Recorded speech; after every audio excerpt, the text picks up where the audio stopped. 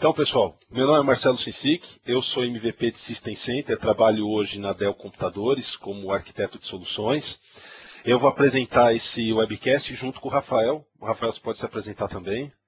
Tudo bom, pessoal? Sejam bem-vindos. Estamos aí. Eu vou estar respondendo as perguntas e respostas aí o mais rapidamente, o mais precisamente possível. Então, se o Cicic tiver a falar alguma coisa, se tiver alguma dúvida, pode colocar. E se for uma dúvida mais complexa, no finalzinho eu peço para ele responder diretamente. Então tá bom, pessoal. Nesse webcast, a nossa agenda é falar sobre gerenciamento de um ambiente de disaster recovery. Para vocês entenderem, a primeira frase que precisa ficar na mente de quem trabalha com isso é: disaster recovery é uma coisa, DRP, BIA, BCP é outra. Por quê? Disaster recovery, em geral, está ligado à tecnologia, a qual tecnologia que você está usando para fazer determinada solução. Então, pode ser, por exemplo, no caso de Microsoft, o Hyper-V Replica, no caso do VMware, o SRM, e outras soluções como réplica de storage. Esses são DRs, Disaster Recovery Technologies. O DRP, o BIA e o BCP, eles estão antes e durante e depois uma fase de DR. Então, vamos começar entendendo dois princípios básicos, que é o RTO e o RPO. Quem vai fazer um modelo, qualquer que seja, de trabalhar com disaster recovery e não faz o RPO e o RTO, está fadado a se perder no meio do caminho. RTO é Recovery Time Object, ou tempo de recovery, objetivo de tempo de recovery. O que significa isso? Vamos dar alguns exemplos práticos. Por exemplo, o Rafael ele tem o site dele que é o Cooperate. O Cooperate ele tem no site principal dele e ele tem a réplica, por exemplo, no Azure. O RTO é o tempo que ele demora para, caso caia o ambiente local dele, para ele ativar o ambiente do Azure como sendo o DR, que é o ambiente de réplica dele. Isso é RTO. Em geral, os clientes eles entendem às vezes que isso é um pouco diferente, mas nós que somos da área de TI temos um conceito errado, porque a gente costuma chegar para cliente e falar assim: ah não, com Hyper-V Replica o teu RTO é de 5 minutos. Por quê? No momento que caiu o teu site principal, você vai no Azure, sobe as suas máquinas que estão lá no Azure, em 5 minutos está tudo no ar, está tudo funcionando de novo. Mas aí é por isso que é importante conhecer o que é BIA, BCP e DRP. O RTO não é simplesmente dar um start em máquinas virtuais. O RPO, na verdade, envolve o tempo de produção parado. Vou dar um exemplo para vocês. Um exemplo bem clássico que é real. Um dos nossos clientes, ele possuía um ambiente de DR. Esse ambiente de DR teve uma enchente e o teto, aquelas enchentes que teve de granizo, o teto do data center e da fábrica rompeu. E a água caiu dentro do data center, queimou todas as máquinas. Aí, como ele usava, na época, SRM, a solução é: vamos lá, usamos o CRM e ativamos o site DR. Mas tem um problema. O site DR, ele roteava para os switches do site principal. Os switches do site principal também queimaram. Outra coisa que aconteceu, eles utilizavam um range de IP que as máquinas locais não conseguiam chegar no outro ambiente, porque como o roteador do site principal queimou, que era o roteador core, eles não conseguiam chegar no ambiente de DR. Outro problema, o sistema elétrico da fábrica queimou também, teve que ser desligado para não pegar fogo. Queimou não, né? Foi desativado. E onde que esse cliente ia trabalhar se todas as máquinas dele estavam no mesmo prédio? Então, o RTO não é simplesmente o Hyper-V Replica ou simplesmente o SRM. O RTO tem que levar em conta o tempo que a empresa como um todo volta a trabalhar. Então, por exemplo, tem máquinas onde é o site DR, ou o site DR ele está muito bem enquanto o site principal está funcionando, mas no momento que eu desligar todo o site principal, o site DR vira uma ilha. Será que tem, por exemplo, estações para os clientes trabalharem? E impressora. Então o RTO, ele compreende desde o momento em que os servidores caem até o momento em que esses serviços são redisponibilizados. No nosso caso, como nós somos técnicos, falando explicitamente só de DR, é o tempo que vocês veem aí em vermelho nesse gráfico, que é o tempo de queda do servidor até o tempo em que eu retorno os backups e consigo ali voltar o servidor a funcionar. Então, nesse caso, nós estamos falando aí de um RTO de 5 horas, das 5h15 às 10h18. E o RPO?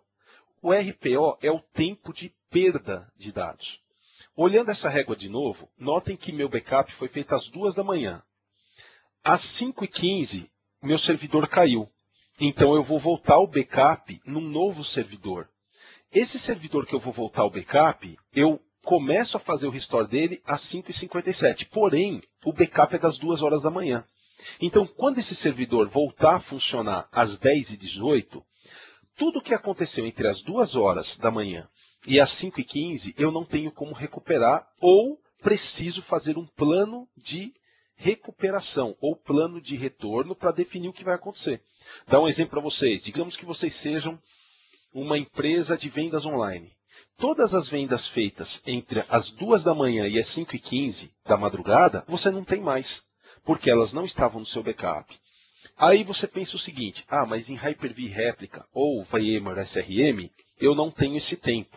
Tem também. Por quê? Por exemplo, o Hyper-V Réplica ele replica a cada 15 minutos. Porém, ele tem um tempo para fazer essa réplica. Então, por exemplo, digamos que eu acumulei 15 minutos e depois desses 15 minutos eu demorei 10 minutos para copiar para o outro lado. Então, o meu RPO é de 25 minutos. Por isso que soluções como o Hyper-V Réplica são extremamente eficientes. Porque o RPO delas é extremamente baixo. Porque a replicação é contínua. Ela é uma replicação com baixa latência.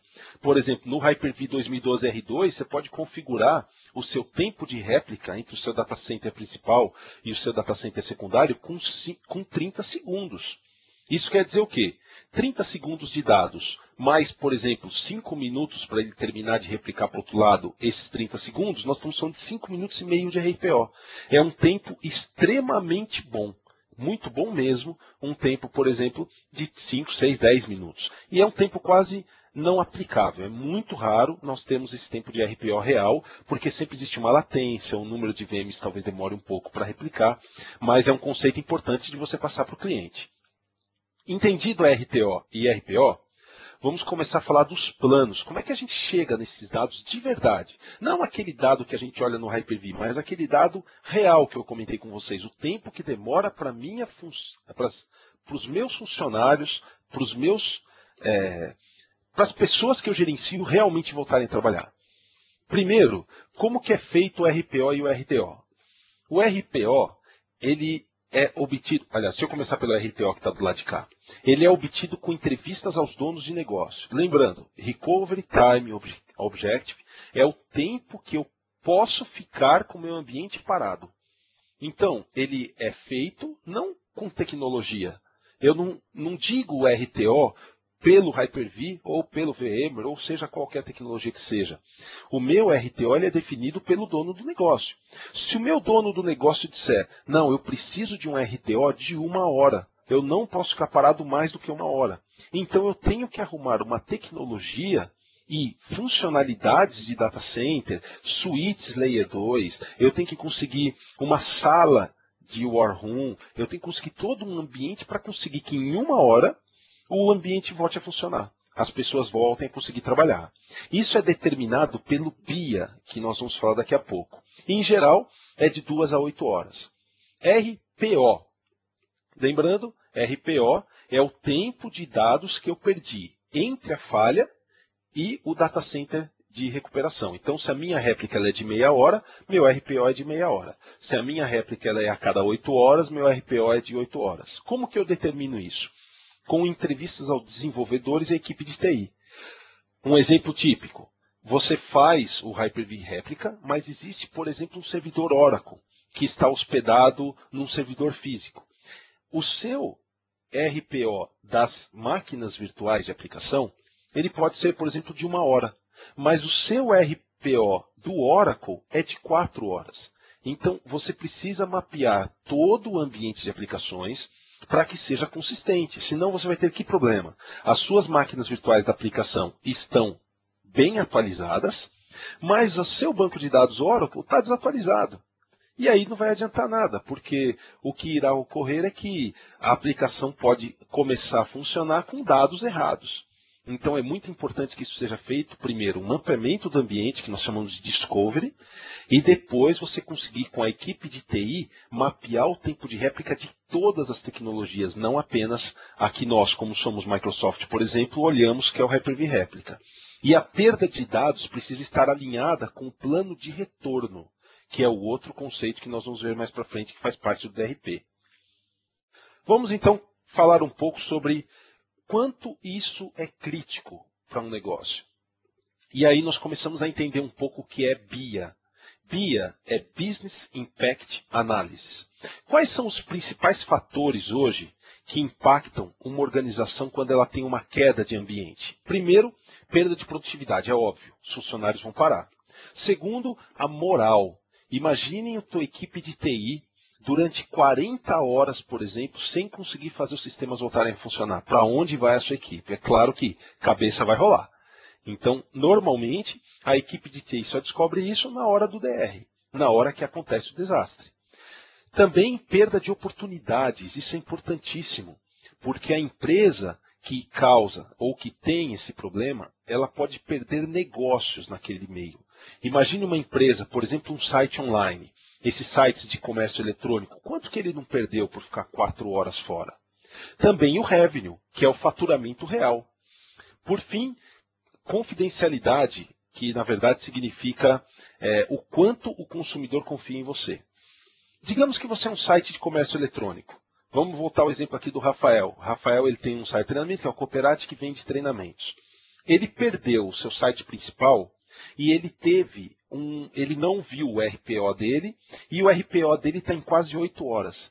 Já imaginaram que durante essas 8 horas o Rafael vendeu, por exemplo, 10 treinamentos? As pessoas que compraram esses 10 treinamentos, elas não estão no banco de dados dele. Elas não existem mais. Então, esses 10 clientes vão querer participar da turma, vão reclamar, e fora que, como o Rafael não sabe se esses 10 existem ou não, um desses 10 pode contar para outros 2, o outro conta para mais 3. No fim, aqueles 10 clientes que ele perdeu vão estar insatisfeitos, perderam a confiança nele. Como que eu vou fazer curso com um cara de TI que não sabe fazer DR do próprio ambiente dele? Então vejam só que problema. E outra, na verdade esses 10 podem virar 20. Porque quando um vai passando para o outro, pode acontecer de você ter várias vendas irreais, você não tem como provar, você não tem o dado daquilo. Então isso é perda de segurança e perda de revenue também. Outro ponto importante é a imagem corporativa. Vou dar um exemplo bem real para vocês. Imaginem um site grande de e-commerce. Esse site grande, ele fatura cerca de 100 milhões por dia de vendas online. A situação é a seguinte, esse site ele cai. Só que, por exemplo, não existe só esse site. Digamos que além do site compre aqui, eu tenho o site compre ali. Se eu tentar comprar no site compra aqui, e eu sou cliente já do site compra aqui, eu sempre vou comprar nesse site. O dia que eu precisar comprar alguma coisa e esse site estiver fora, o que vai acontecer? Eu vou procurar outros sites, vou no Buscapé, vou em uma ferramenta de busca, para ver se eu consigo comprar esse produto que eu quero comprar. E aí eu vou comprar no concorrente dele, que é o Compra Ali.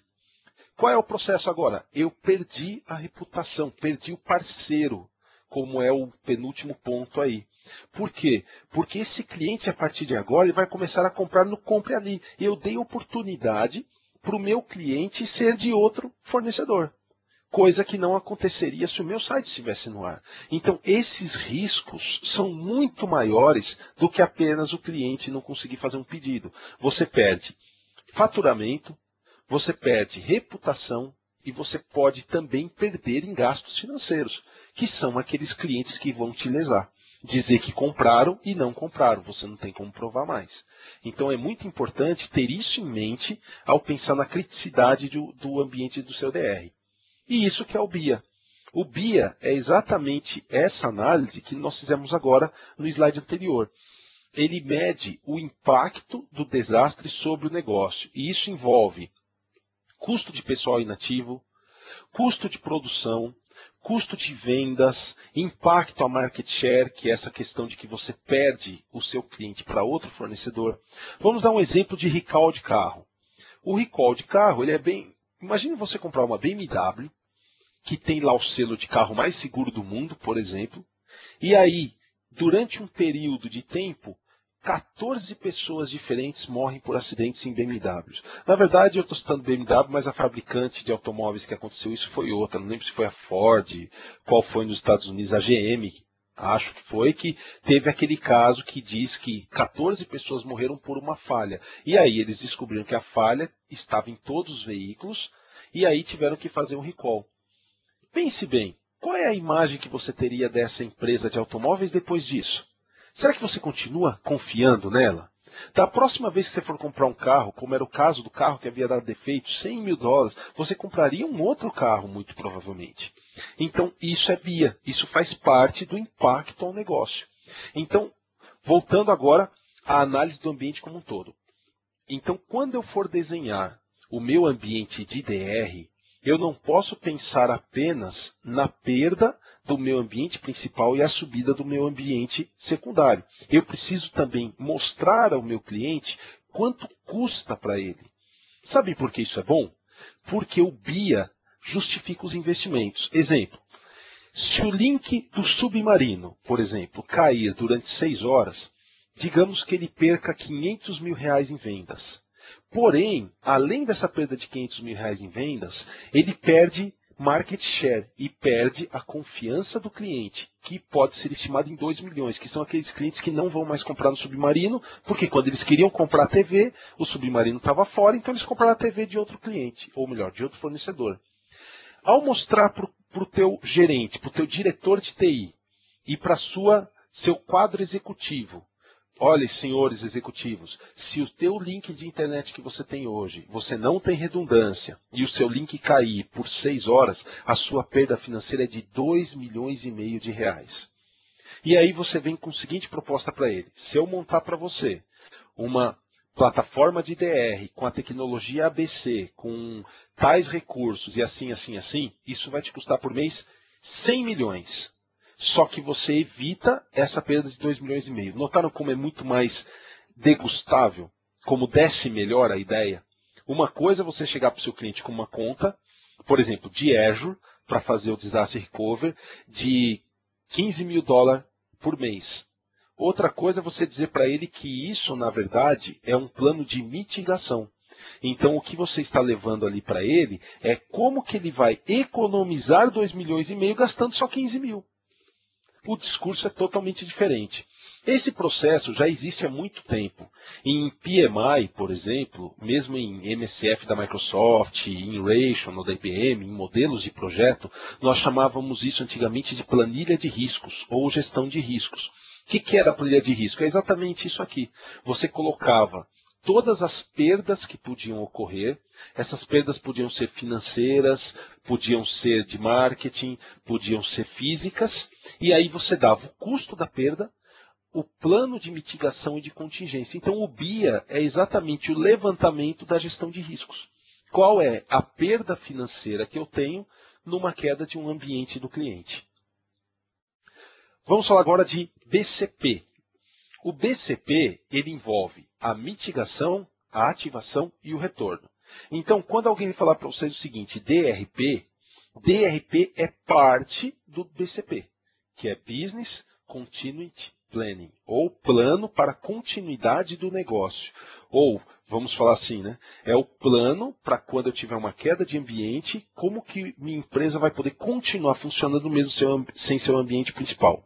Então, ele envolve a mitigação, que é, por exemplo, as tecnologias de DR, ele envolve a ativação, que é o DRP, e ele envolve o retorno, que é chamado de plano de retorno, que faz parte do DRP também. O que ele abrange? Ele abrange um plano de ativação. O que é o plano de ativação? É os passos necessários para se ativar que o meu site principal caiu.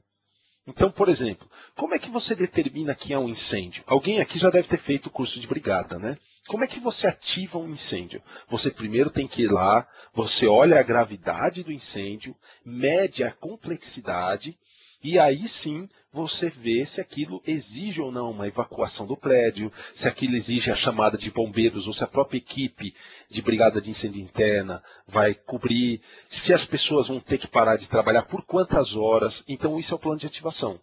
Um plano de ativação típico de uma grande empresa, por exemplo. As grandes empresas elas têm um corpo de bombeiros interno. Então o plano de ativação é, você liga para o ramal, sei lá, ramal 31. Você liga para o ramal 31, uma pessoa te atende e fala, o que está acontecendo? Está pegando fogo no servidor aqui. Está pegando fogo aqui nas máquinas, começou a pegar fogo no carpete, na cortina. Isso é o plano de ativação? Não, isso é apenas a ocorrência, o incidente. O que a pessoa que está do outro lado vai fazer? Ela manda alguém para averiguar o tamanho daquilo. E já começa um plano de evacuação do local. Mas não evacua o prédio inteiro. A pessoa que foi ativada para ver o que está acontecendo, ela faz uma notificação interna e pública. Ou seja, é ela que vai chegar lá e falar, pessoal, todo mundo desse andar vai embora, ou desliga o sistema de energia, desliga os telefones porque vai pegar fogo em tudo, ou até uma evacuação geral da fábrica inteira e desligar, por exemplo, a cabine de força. Isso é plano de ativação e plano de notificação. Essa é uma decisão fácil? Não. Por isso que existe o time de resposta a desastre. Digamos que eu trabalho num prédio de 5 andares, começa a pegar fogo no 10º andar. Eu não posso, se tem 5 andares não vai pegar fogo no 10º, né? Vai pegar fogo no 3º. Então digamos que pegou fogo no 3º andar. Eu não posso, da brigada de incêndio, Marcelo, o Rafael, chegar lá na empresa e falar, para todo mundo vai embora, todo mundo para, desliga tudo, chama bombeiros. Não, eu preciso ter aval de mais algumas pessoas. Por exemplo, eu preciso ligar para o diretor de TI, eu preciso ligar para o diretor de RH, eu preciso ligar para o bombeiro, eu preciso ligar talvez para a polícia, para o condomínio, preciso ativar o alarme de incêndio. Por quê? Porque não é um problema só meu e que eu possa decidir sozinho. Então esse é o time de resposta ao desastre. Pode ter, por exemplo, no caso de uma fábrica, máquinas que não podem ser desligadas. E aí você precisa contatar alguém daquela máquina, o gerente daquela área, para ele decidir se vai desligar ou não aquela máquina. Vou dar um exemplo real para vocês. CSN, Companhia Siderúrgica Nacional, trabalha com umas bobinas que a barra de ferro, a barra de aço, quando ela sai do forno de fundição, ela tem uns 30 centímetros. E essas bobinas, elas vão achatando essa barra, até essa barra ficar fina como a placa da porta de um carro. Então imaginem quantas vezes essa barra de aço pegando fogo, ela vermelha ainda fica passando nessas bobinas, nos rolos que são chamados. E passe, e os rolos são resfriados com água. Imaginem se o cano de água desses rolos que fazem o achatamento da chapa, para ela virar uma chapa, imagina se esses rolos de água param de funcionar. Aquela barra de ferro, de aço, ela está tão incandescente que ela vai grudar nos rolos. E aquela máquina vai se perder. Então, um plano de desastre e o plano de recuperação ao desastre, ele precisa contemplar esse tipo de coisa. O risco de eu parar uma máquina na produção é muito grande. Uma gráfica, por exemplo, se você parar a produção dela no meio, o papel vai rasgar, a bobina de papel vai rasgar. E para os operadores conseguirem fazer aquela bobina passar de novo por dentro de toda a máquina, eles vão demorar horas. Então, muitas vezes, tem que ter muito claro até onde o risco vai chegar ou não antes de se ativar esses planos de risco. A mesma coisa vale para telecomunicações, transportes. Por exemplo, no caso de um desastre, eu tenho um site remoto. Então, os meus funcionários eles têm que ser deslocados para aquele site. Como que eu vou transportar eles para lá? A localização do escritório temporário, voltando ao exemplo que eu comentei com vocês.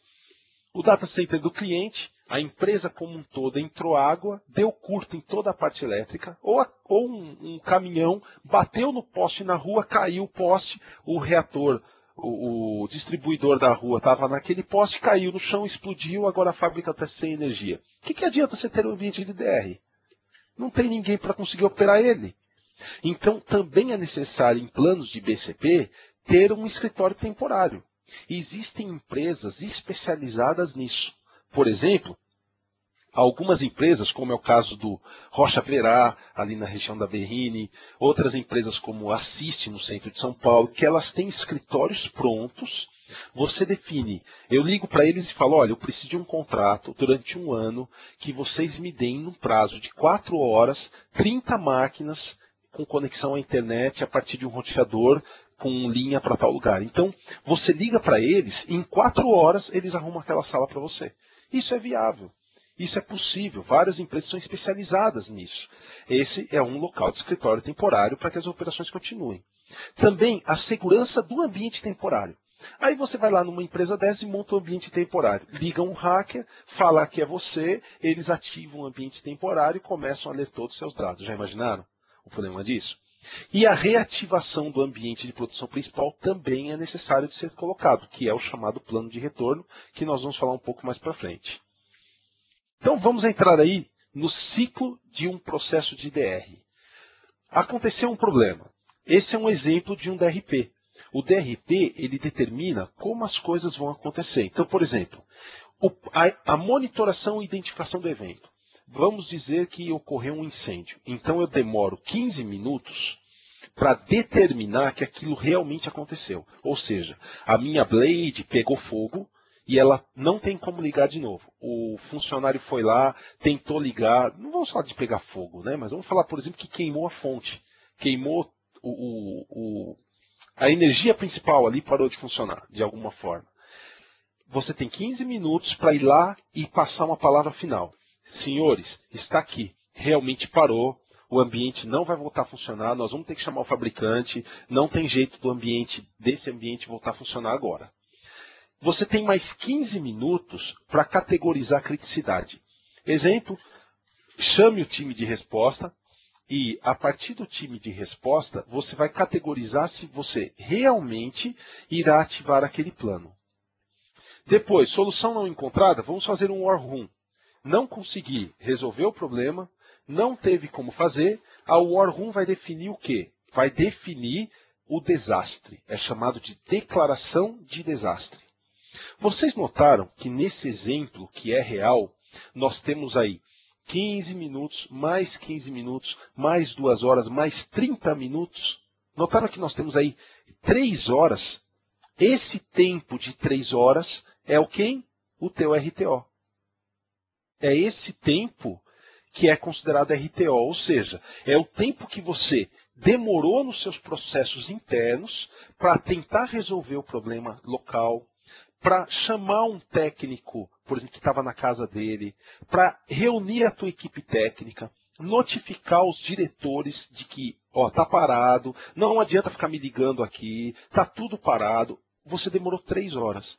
Depois disso é que você vai ativar o seu site DR. Aí sim, você monta o seu time, chama o seu time de desastre, faz os passos do DRP, que nada mais é do que acionar o site principal, ligar todas as máquinas virtuais, fazer o roteamento. Se for o caso de ter que mandar pessoas para outro escritório, é o tempo que você demora para transportar as pessoas para um escritório onde elas vão poder continuar trabalhando. E são pessoas chaves. Por exemplo, se eu tenho uma equipe de 20 pessoas no faturamento, eu não vou alugar uma sala com 20 computadores e levar 20 pessoas para lá. Eu vou levar 5.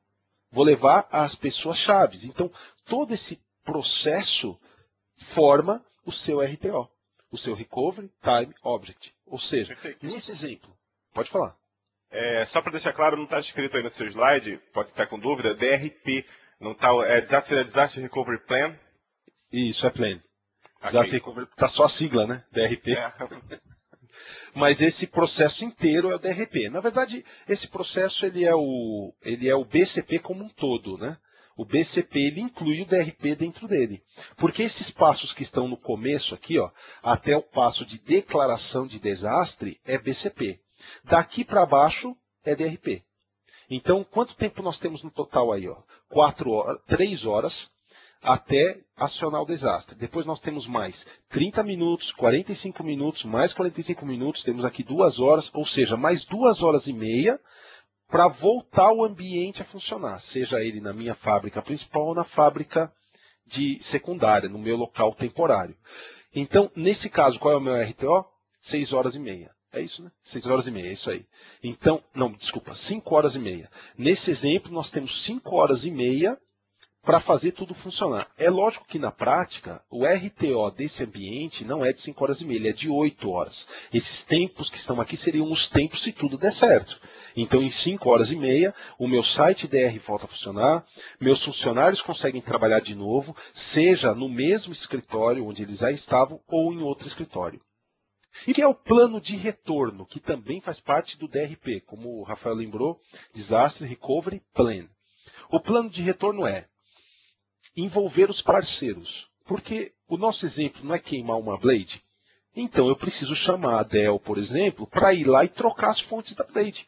O que queimou na blade? A Dell tem que ir lá, trocar o que queimou, fazer a cotação, me cobrar, trazer a peça. Isso já faz parte do plano de retorno. A substituição, o retorno das operações normais dentro do ambiente principal, a finalização da estrutura e time de DR, e depois que já voltei minha operação, ou seja, já está todo mundo de novo na fábrica, usando o ambiente original, aí nós fazemos uma revisão do processo de lições aprendidas. Porque na verdade é o seguinte, no momento de um DR, você vai descobrir muita coisa que você não sabia. Exemplo, aplicações que usavam um servidor físico pelo nome dele. Isso é muito comum, principalmente com aplicações que usam Sign-Sign-On com Active Directory. Em vez do desenvolvedor ele dizer o nome de um domínio, ele usou o nome do Domain Controller, que é mais fácil. E aí, no momento do DR, aquele Domain Controller não existe mais porque eu estou usando o Domain Controller do site de redundância. Aí você vai descobrir que aquela aplicação não estava pronta para o seu DR. E se essa aplicação for crucial, for a mais importante para o seu ambiente, você vai ter problemas sérios ao fazer isso. Então, é sempre importante, após o retorno, rever o processo e fazer as lições aprendidas. Detalhe importante, notaram que aqui no plano de retorno não há uma fase específica de reconciliação de dados? O que é reconciliação de dados? Eu vou voltar para aquela régua lá do começo. Lembram dessa régua? Entre as 2 horas da manhã e as 5h15, que foi o momento em que meu servidor caiu, eu tive uma perda de 3 horas e 15 de dados. E aí, quando eu subi meu ambiente, ele começou a funcionar e digamos que ele ficou funcionando durante 4 dias como DR. O plano de retorno, ele não inclui a reconciliação de dados. O que é a reconciliação de dados? Antes de eu reativar o meu ambiente principal, eu preciso pegar essas 3 horas e 15 de dados que estavam no ambiente principal e eu tenho 2 coisas que eu posso fazer com eles. Ou o seu time de diretoria decide que essa perda é aceitável, então, eu descarto essas 3 horas e 15 e eu faço a réplica do meu site secundário para o meu site principal e fico com uma perda declarada de 3 horas e 15 de dados.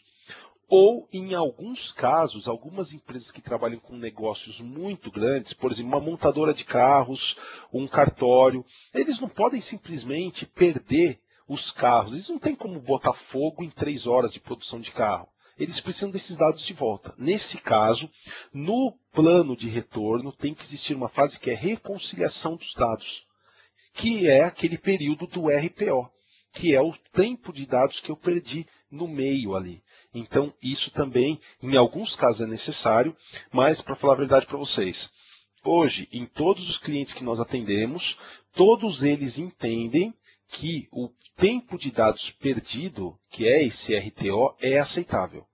Então eles entendem que está tudo bem. Eu sei que eu vou perder 3 horas e meia e está tudo bem. Eu depois me viro. E depois eu vejo o que eu vou fazer. Mas é importante que isso também esteja no plano de retorno. Porque em algumas empresas exige-se compliance.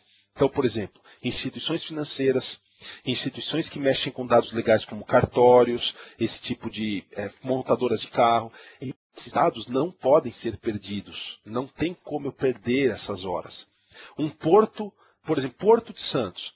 Imaginem que o RTO do Porto de Santos o tempo que eu perdi de dados foi de 4 horas entre o desastre e a ativação do meu DR. Essas 4 horas num porto não podem ficar perdidas. Como é que eu perdi um navio?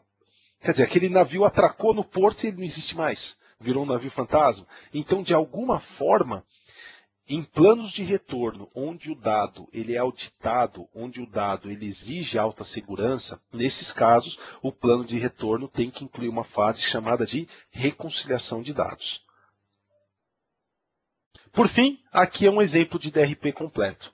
Então, nós temos o RPO, que é o tempo de perda.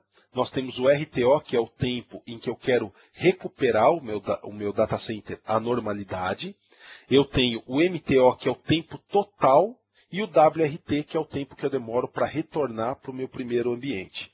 Então, essa seria mais ou menos uma régua de como as coisas funcionam.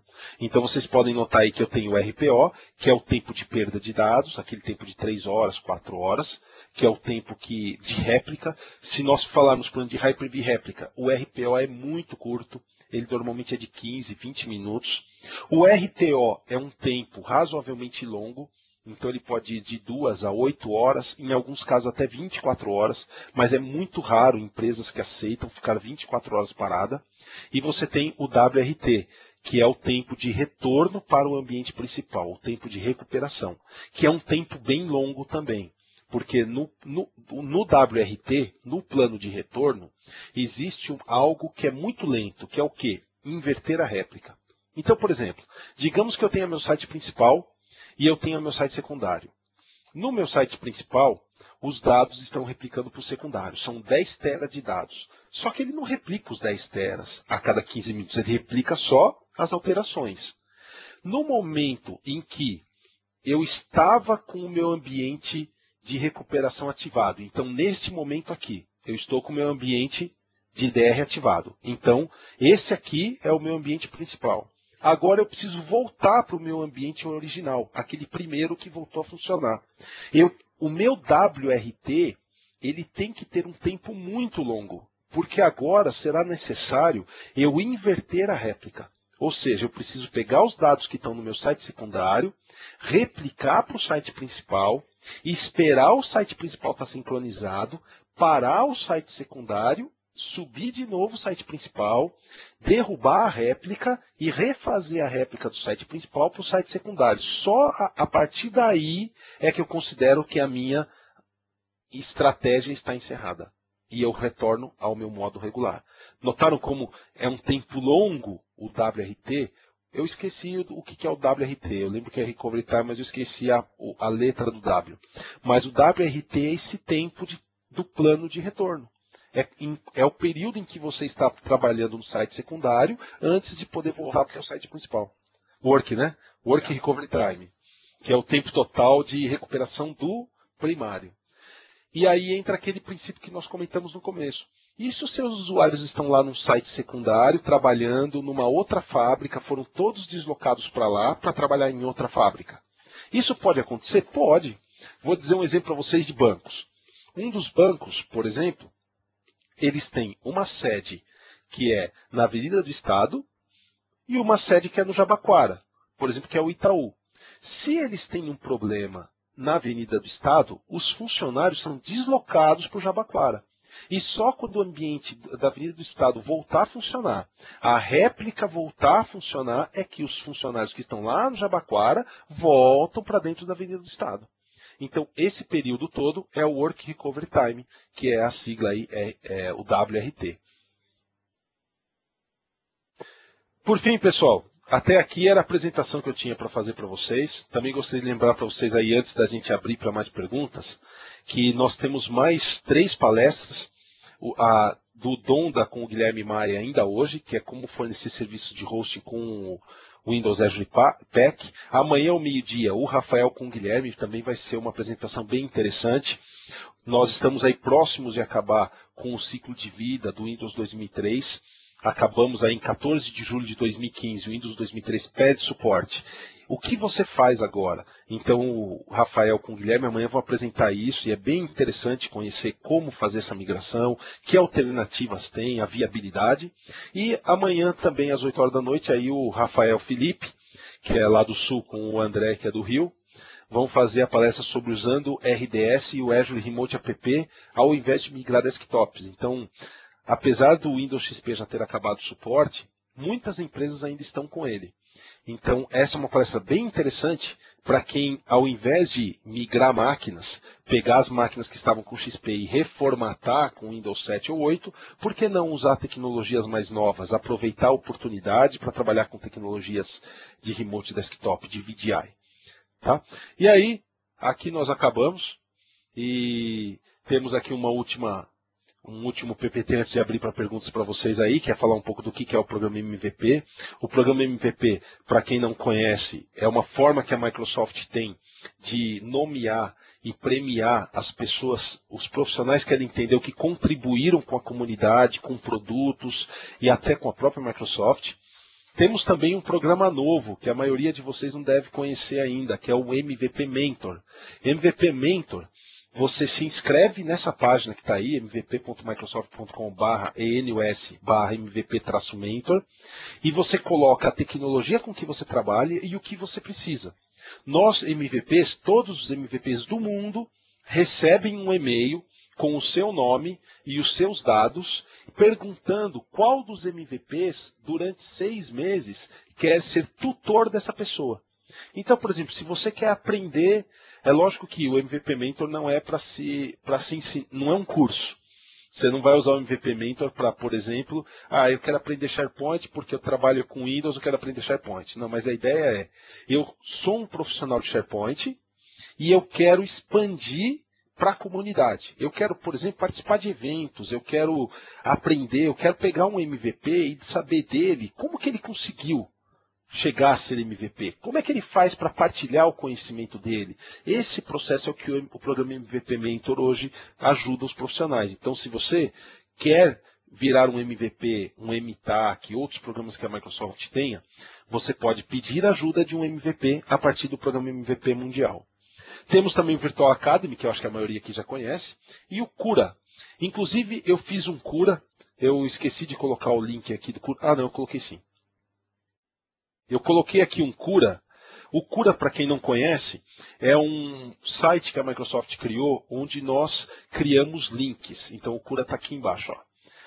O que é esse Cura que está aqui embaixo? Ele tem os principais documentos da SNIA, que é um instituto de padrões. Esse Instituto de Padrões, ele que determina o que é o DRP, o que é o BIA. Nós também temos aqui o link de outra organização que é o ISACA. E uma pergunta interessante, tá? Existe certificação de DRP? Existem treinamentos oficiais, existem certificações oficiais para DRP, para BIA, para BCP. Então o assunto é muito sério, porque, como nós comentamos desde o início, agora vocês têm uma ideia de que o plano de DRP, o plano de BCP e o BIA, eles são essenciais quando você pensa em recuperação de desastre. Então, nesse link que está aí, vocês vão poder baixar o documento da SANS, o documento da ISACA, que tem exatamente a descrição do que é um DRP, do que é um BIA, exemplos de como montar isso. Ok? Se alguém tiver alguma pergunta, enquanto nós abrimos aí para perguntas, eu vou colocar aqui a pesquisa final. Gostaria que vocês, por favor, respondessem aí a pesquisa. E podem colocar as perguntas aí no quadro de QA, por favor.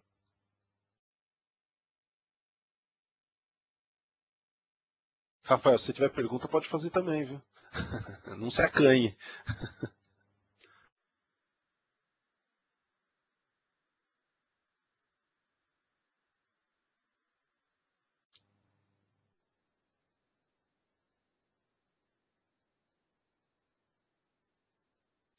Rafael, antes de terminar, quer passar alguma coisa para o pessoal?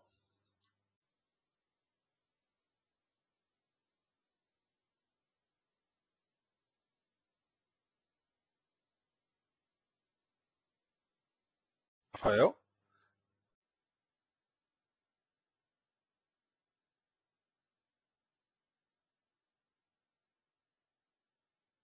O Rafael caiu. Ou ele está sem áudio agora?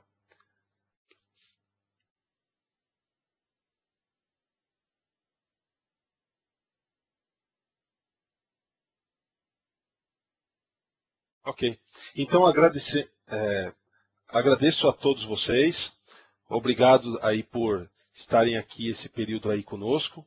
E nós esperamos que vocês, então, assistam aos próximos eventos.